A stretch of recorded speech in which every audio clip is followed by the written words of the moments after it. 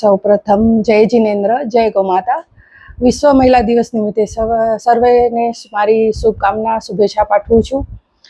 આજે વિશ્વ દિવસ નિમિત્તે જે પણ મહિલાઓ જે એમ લાગે છે કે આપણે કાંઈ નથી કરી શકતા, પણ મહિલા હર એક વસ્તુ કરી શકે છે, એનું એક જાગતો ઉદાહરણ હું આપું છું.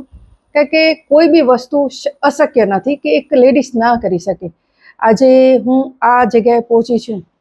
પહેલાં 20 લીટરથી સ્ટાર્ટ કરીને અત્યારે આપણે 4-5 હજાર લીટરની છાશ બનાવીએ છીએ ને અત્યારે ઘી, દૂધ, દહીં, છાશ અને પનીરનો પ્રોડક્ટ આજે ઊભો કર્યો છે. અને અત્યારે મારી પાસે 70 થી 80 જણા દૂધ દેવાવાળા આવે છે, એટલે એ લોકોને પણ એક રોજગાર મળ્યો. અને 12 થી 15 જણ છાશ લેવાવાળા છે, એટલે એ લોકોને પણ એક રોજગાર મળ્યો. મારી પાસે 11 જણ વર્કર છે જે કામ કરે છે, કે છાશ વલોવાનું હોય કે દૂધનું હોય અથવા ઘી બનાવવાનું હોય, એ રીતે બધું વર્કર કામ કરે છે. કોઈ બી વસ્તુ છે ને સ્ટ્રગલ કર્યા વગર મળતી નથી. હર એક વસ્તુમાં સ્ટ્રગલ આવે જ છે, હતાશા આવે છે, પણ આપણને હતાશ થવાનું નથી. મનોબળ રાખી મજબૂત થઈ અને આગળ વધવાનું છે.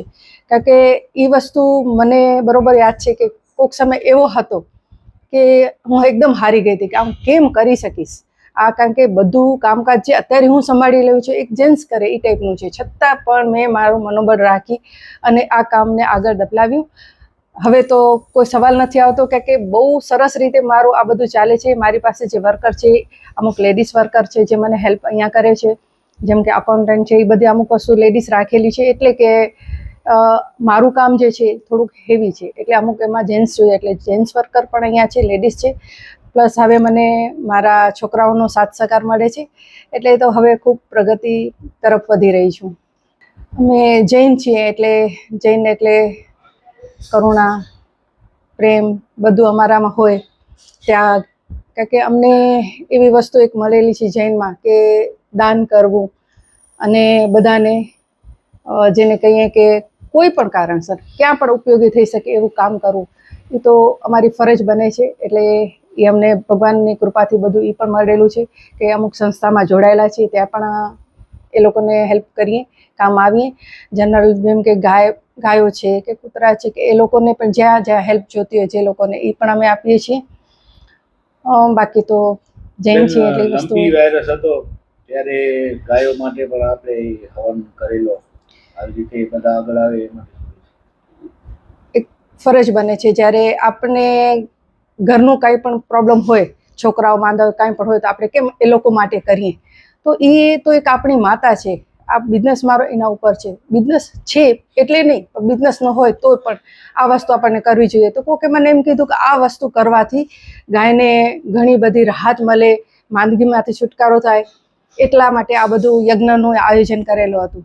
કારણ કે કેમ આપણે ઘણી વખત છોકરાઓ માંદા પડે તો ડૉક્ટરની દવા કામ ના આવે, તો બધા કેમ કે આમ નહીં, માતાજીને કામ, અરદાસ કરો, આ કરો, તે કરો. તો બસ એ નિમિત્તે એક વખત આવી રીતે યજ્ઞ બી કરેલો હતો ગાયો માટે.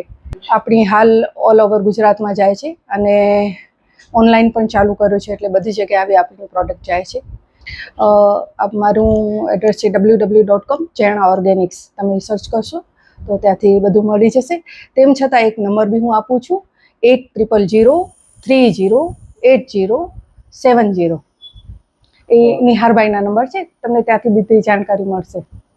મહિલાને એક જ વસ્તુ કહું છું કે કોઈ બી વસ્તુમાં પીછેહટ કરવાની નથી. કે મહિલા એક એવી વસ્તુ છે જે ઘર બી સંભાળી શકે છે, છોકરા બી સંભાળી શકે છે, અને બિઝનેસ બી સંભાળી શકે છે. એટલે કોઈ બી વસ્તુમાં મનમાં જ્યારે એવો વિચાર આવે કે હું નથી કરી શકતી, તો એ અશક્ય છે. આપણે બધું જ કરી શકીએ છીએ એવું વિચારવાનું. આપણે પોઝિટિવ વિચારશું તો બધું પોઝિટિવ આપણને મળે જ છે.